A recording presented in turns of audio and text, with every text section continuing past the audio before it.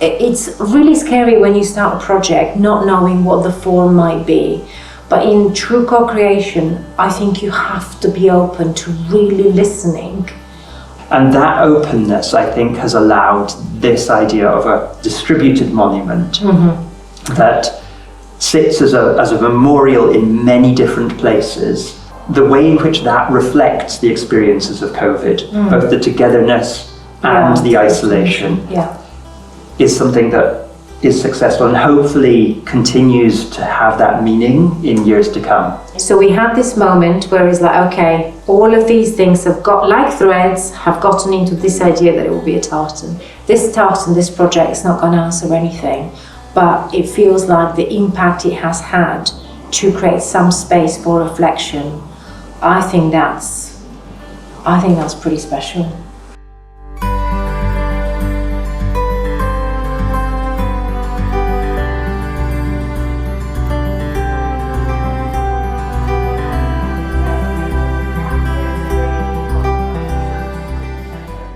So Remembering Together is a national co-creation project funded by the Scottish Government and led by Green Space Scotland.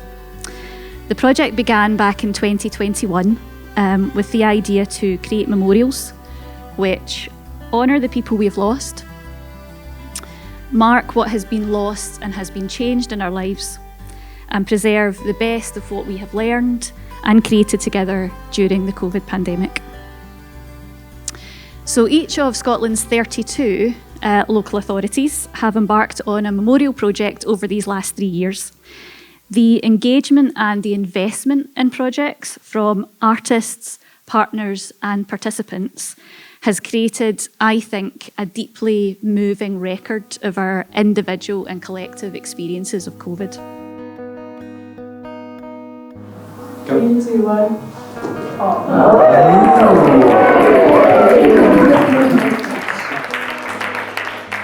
This first section, the very first time that these colours have been brought together in this pattern, is destined for Borders General Hospital, and it's the piece we wanted to share with you today. Many the bonny children have come. Many the bonny children, said she. They come to gather flowers in the evening hours, and for shade on a warm summer's day. People from all parts of the Borders have shared with us not only their creative ideas, but also the stories behind those. They've told us about their pandemics, and for many of them, that was a very precious thing to share. The project really tried to hear all of those voices and pull all of that together and try and find something which unifies us as much as possible. I mean, that's quite a difficult task, right? It's not an easy thing to do. The Borders has got a very diverse set of communities, lots of different towns with their own different cultures and different festivities, and the impact on some of the most vulnerable groups had to be brought into that picture. So earlier this year, they obviously came to me and said, right, here's the tartan, this is what we're doing. So I was able to then sit down, work with the image that they had, to work out, the actual production of that, to calculate what was required in terms of the different colours, the quantities of the different colours, because I buy up sort of undyed white yarn, bring that in. We then took that along to the dyers, which is just along the road from us in Selkirk, Tetrick Yarn Dyers. So they dyed up all the colours back in February, and then we got the yarns in, always required sort of at the beginning of March, and obviously then started the production on that. That day when we drove to the mill where it was being woven, oh my God, I'm not kidding. This is the first time you've seen it. This is the first time we saw it on a loom. Yeah. And it was, I absolutely love the design. I think that was the bit where I thought, this feels like not only something that's quite meaningful, but also is something quite beautiful. Everything around it has, has the elements of the borders around it. It's got the heritage from our side in terms of the textile heritage side of it. And obviously, when you're producing that and you're hearing the stories, I'm hearing the stories from them. I'm thinking back to what we did through lockdown. And then, when you listen to this today about the different stories about that, you realise what you're involved with. I think the design met a challenging brief that people had given us quite consistently, that they wanted something that was traditional and contemporary. I know.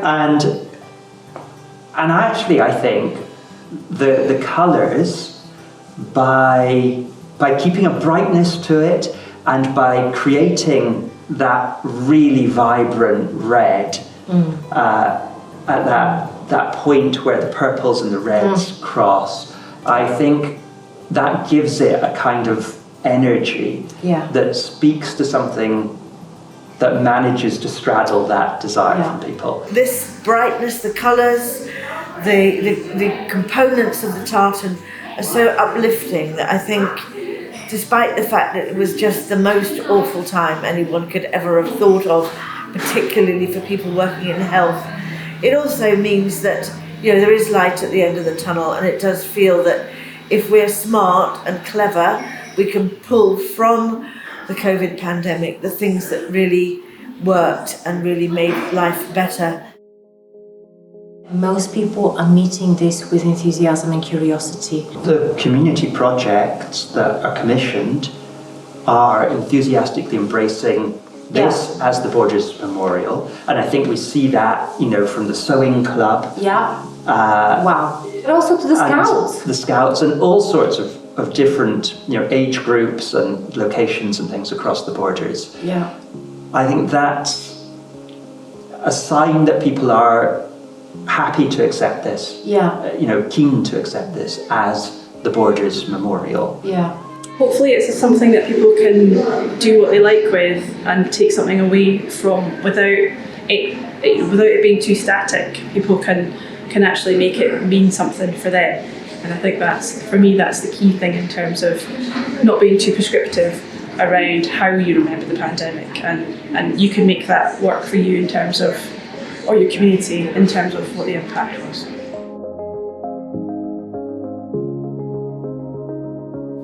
And we started with bunting because bunting seemed to be the thing that could be made easily by everybody and used in any situation, because it is not seasonal, it is celebratory, and so that ticked all the boxes. So we've done a lot of bunting, and then there's other groups wanting something more practical like a cushion.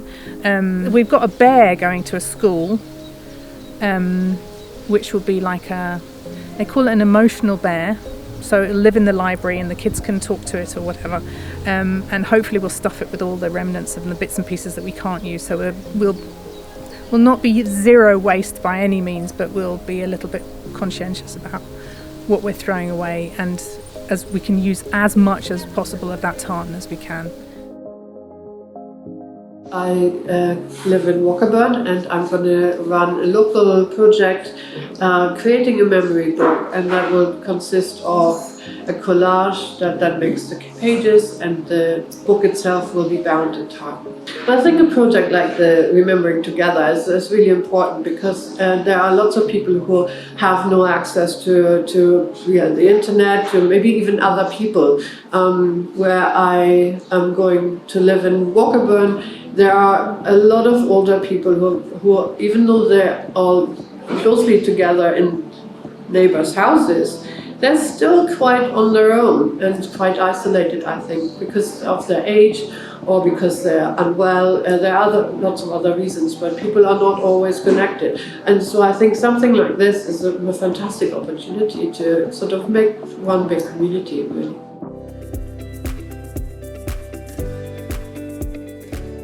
There's been so much brilliant imagination that came out from this community projects. And some of them are a bit more straightforward than others. but some of them are really wacky, and that is so exciting.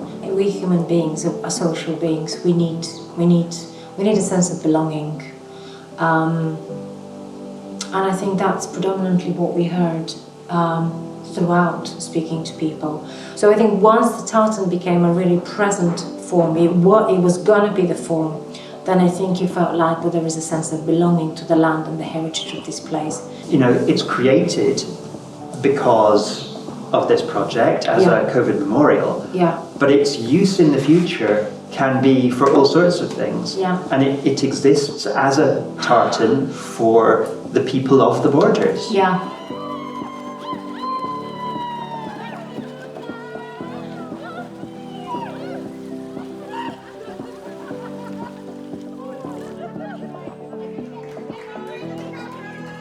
People needed to talk about it. There's still that desire for people to talk about it. And I think one of the successes of Remembering Together, probably across the country, probably not just here, is in creating opportunities for people to reflect on their experiences, whether they want to share it as a single sentence or whether they want to go into some of the detail of that. And I think through the community projects that we've commissioned and through the way in which the tartan is presented in village halls and given just a little bit of information around it, that invites people, I hope, to think about what meanings they see in it. I think that space will continue to be there. I really hope so. I really hope so. We'll have to see how it feels as a marker of a moment in time. And how it fares, you know. Yeah, how strong are the dice.